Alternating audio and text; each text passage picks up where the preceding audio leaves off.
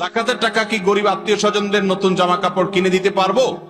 জাকাতের টাকা দিয়ে গরিব মানুষকে কাপড় চোপড় কিনে দিতে পারবেন কি না, এটার উত্তর দেওয়ার আগে আমি একটা এক্সাম্পল দিতে চাই। এক্সাম্পল, উপমাটা আমি একটু বলি। আপনার কাছে একজনের টাকা পাবে, 200 টাকা পাবে। 200 টাকা আপনি ধার নিয়েছেন, সে টাকাটা আপনি তাকে ফেরত দিতে হবে, সে পাবে তার পাওনা টাকা। বাজারে দেখা হওয়ার পরে তাকে বলছেন, ভাই এদিকে আসেন, আপনি না আমার কাছে 200 টাকা পাবেন? বলে হ্যাঁ। বলে আসেন।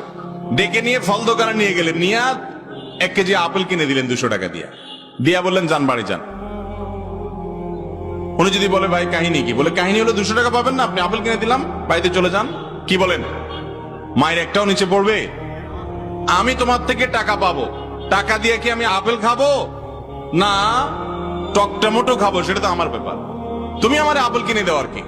আল্লাহ তাআলা কোরআনে কারিমে বলেছেন ওয়াফি আমওয়ালিহিম হাক্কুল লিসাইলি ওয়াল মাহরুম, যাকাত হলো গরিবের অভাবী মানুষের অধিকার।